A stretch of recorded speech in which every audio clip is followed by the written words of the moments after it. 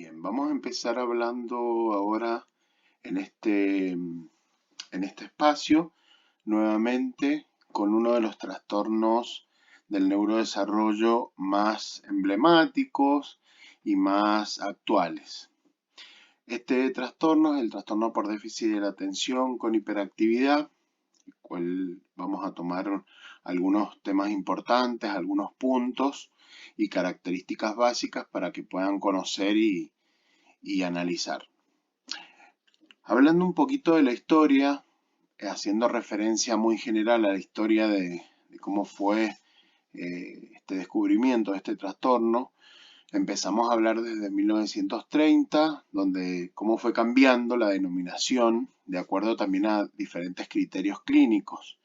Comenzamos con lo que es el daño cerebral mínimo en 1930, la definición de disfunción cerebral mínima, síndrome del niño hiperactivo ya por el 50, reacción hiperkinética de la infancia en el 68, ya a partir de los 80 con la clasificación tanto del CIE-10 y del DCM, el 2 revisado y el 3, hablamos del trastorno por déficit de la atención, con o sin hiperactividad, y hablaban también de lo que es el trastorno por déficit de atención, donde se denominaba lo que era la hiperactividad, la inatención, la impulsión o la combinación de estos aspectos, ya en el DSM-4 revisado. Y actualmente, si tenemos en cuenta el DSM-5, actualmente ya a partir del 2013 a la actualidad, hablamos de un trastorno del déficit de la atención con hiperactividad. Entonces, por ahí eso es una idea general de cómo fue en la historia nombrado y cómo actualmente lo vamos a denominar.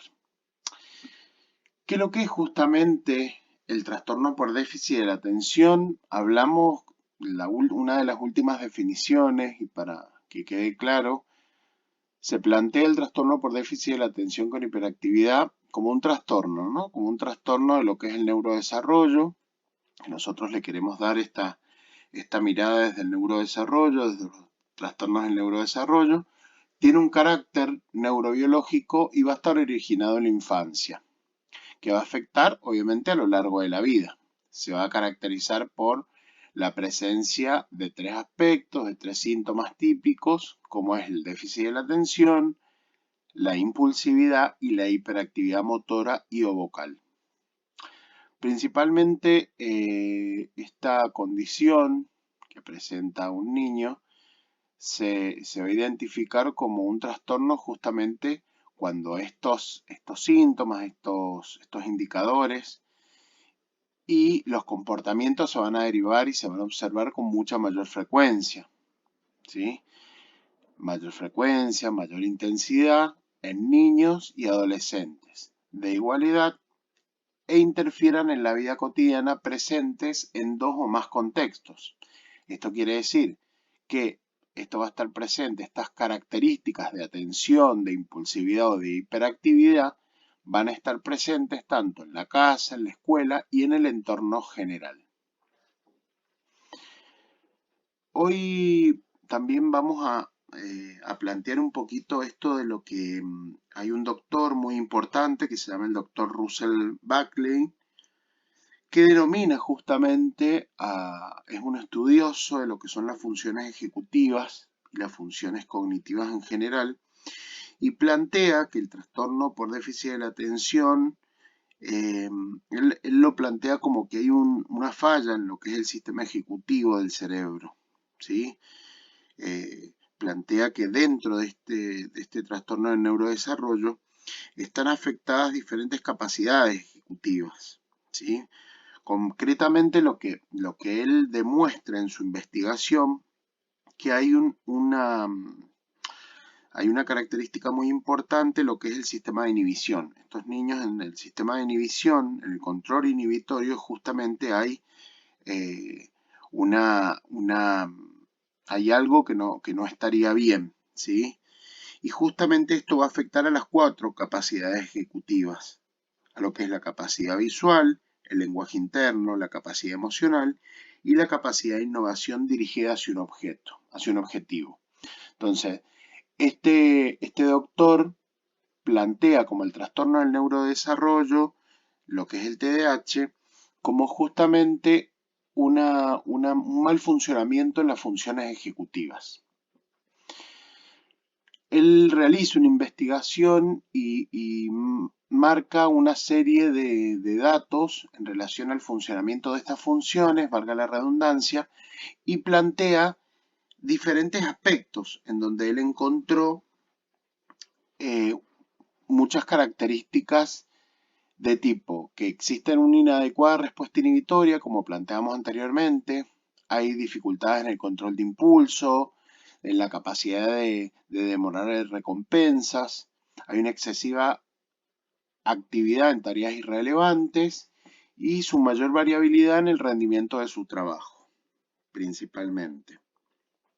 Dificultades en la regulación de las emociones, en la motivación y en la capacidad de estar alerta. Obviamente va a haber una mayor variabilidad en el rendimiento de trabajo y dificultades para mantener justamente la atención, pero de forma sostenida, ¿sí? Y hay una gran facilidad para la distracción. Entonces, todas estas características, como también la falta de capacidad de generación de motivación intrínseca, ¿sí? Y el rendimiento académico del niño que presenta TDAH, va a estar, digamos, desfasado en relación a la capacidad realmente que tiene este niño. Entonces, por ahí estas características que él plantea en relación al funcionamiento, hay una lentitud en el procesamiento, hay una respuesta inhibitoria inadecuada, ¿sí? En donde al haber una desorganización tan grande de este tipo de funciones, van a generar un rendimiento menor en las diferentes áreas de la vida, no solamente a nivel cognitivo, sino en la casa, en la escuela, en los ambientes sociales, etc. ¿Cuáles son sus causas? Las causas generales de lo que es el trastorno por déficit de la atención, principalmente en la actualidad se desconocen causas de tipo directas, pero existen diferentes teorías, como la que planteaba recién el doctor Buckley, que intentan explicar el origen del trastorno como algo neurobiológico y probablemente de transmisión genética, que tiene una gran posibilidad, una gran probabilidad de tener una transmisión genética muy interesante y muy importante. Es posible que en los niños con trastornos con déficit de la atención con hiperactividad haya un mal funcionamiento en ciertas regiones cerebrales. Los estudios van a sugerir la implicación de la zona prefrontal del cerebro, como pueden observar ahí en la imagen, la zona del cerebelo también y los ganglios basales, ¿sí? Tenemos en el córtex prefrontal todo lo que tiene que ver con las respuestas emocionales, el comportamiento, el juicio y principalmente la atención. En estas áreas van a estar como mayormente afectadas, ¿no? Y acá están las diferentes áreas cerebrales involucradas y cada una de sus funciones. Lo que es el hipocampo, los órganos sensoriales, el sistema límbico, la corteza prefrontal, que principalmente es una de las más afectadas, ¿sí? En lo que es en relación al control de impulso, el juicio, el razonamiento, el pensamiento crítico, el manejo del tiempo, y bueno, y demás. Ahí es una imagen bastante clara donde podemos ver cuáles son estas áreas cerebrales involucradas, cuál es su función y, digamos, su déficit que presenta, ¿no? Su alteración más que nada. Otro de los factores que no menos importantes, pero sí muy sugerentes, son los factores no genéticos, ¿sí? Que tienen que ver con factores de riesgo perinatales, ¿sí? Y prenatales como el consumo de tabaco, el alcohol, la anorexia, las drogas durante el embarazo y también las complicaciones en el momento del parto. Obviamente van a dar lugar a lesiones cerebrales, en lo que son específicamente en las zonas prefrontales, como decíamos anteriormente, y las influencias ambientales es fundamental esto. Hay investigaciones también que se han estudiado mucho sobre la exposición a altos niveles de plomo en la temprana infancia. Por otro lado, otra de las influencias fundamentales, y yo creo que también eh, son las influencias psicosociales. lo que es el comportamiento en relación a la hiperactividad se hayan relacionado de acuerdo al contexto social. Y esto va a depender de cómo estas variables van a ir cambiando, ¿sí? El nivel socioeconómico, el ambiente sociocultural, sociofamiliar, bueno, el tipo de cultura, el nivel de cultura de la familia y las condiciones de escolarización. Entonces, yo creo que es una multiplicidad de causas, de factores que van a intervenir y que van a llevar a que, bueno, este niño presente esta condición de, en relación a lo que es el déficit de la atención con hiperactividad. Vamos a ver algunas características generales que si bien algunos de ustedes que son docentes encuentran dentro de lo que son las escuelas primarias, secundarias y cómo se va caracterizando de acuerdo a la edad. Cuando hablamos de edad infantil, en la etapa evolutiva hablamos de 0 a 5 años. Las características principales podemos decir que son podemos nombrar que este niño no sigue consignas, le cuesta el seguir consignas, generalmente van a irrumpir a los compañeros, van a estar en permanentemente movimiento, le cuesta mucho permanecer sentado, generalmente son muy demandantes en su interacción social y les cuesta esperar el turno, ¿sí? Tanto para cumplir algo como para hablar, ¿sí? En ocasiones por ahí se pueden mostrar un poquito más reticentes, ¿sí? Y por ahí suelen quedarse aislados, ¿sí? Llaman mucho la atención.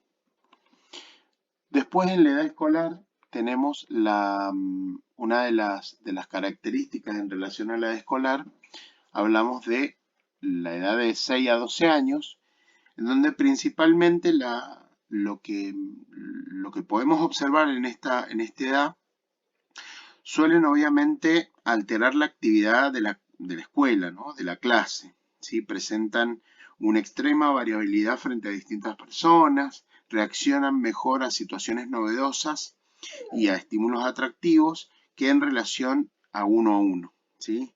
Generalmente no es de reflexionar mucho, piensa o plantea lo que va a hacer, ¿sí? Generalmente no realiza este tipo de actividades, suele responder sin haber terminado de escuchar la pregunta o contestar por escrito sin haber leído el enunciado.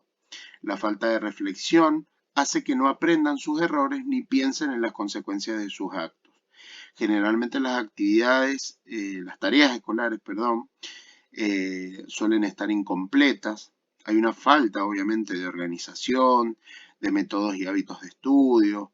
Generalmente presentan una cierta inseguridad y bajo autoestima, aunque lo tienen bastante ocultado eso, ¿no? O sea, nosotros creemos que son niños que generalmente se las saben todas y muy chocantes desde lo conductual, pero en relación son niños muy inseguros que tienen muy baja tolerancia a la frustración.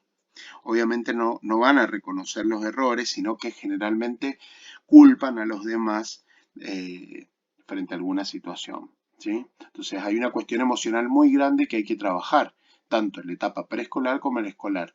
Y esto se va a ver reflejado después en lo que es en la adolescencia, donde van a aparecer diferentes acciones, rebelión, desafíos de la autoridad, conductas de tipo irresponsable, ¿sí? No van a plantear, van a presentar dificultad para planear y organizar tareas, ¿sí? Eh, la falta de independencia y responsabilidad y generalmente continúan presentando problemas de atención e impulsividad en esta edad. Si bien se regulan un poco, porque ya son un poco más grandes, pero demuestran muchos desafíos a la autoridad. Es lo que más nos damos cuenta en relación al adolescente que presenta trastornos con déficit de la atención. Pero entonces, plantearnos un poquito qué podemos hacer. Qué podemos hacer como docentes, qué podemos hacer como papás, ¿sí? ¿Qué podemos hacer? El trastorno por déficit de la atención obviamente va a suponer la puesta en marcha de diferentes estrategias y técnicas que tienen que ser de tipo multidisciplinares, ¿no? Algunas de estas van a ser específicas para el niño, ¿sí? Y otras van a estar destinadas justamente a poder acompañar, a formar a los padres y a los educadores. Pero este tratamiento, esta intervención, ¿sí?, que se tiene que hacer con este tipo de niños que presentan esta condición, tiene que ser multimodal, ¿sí?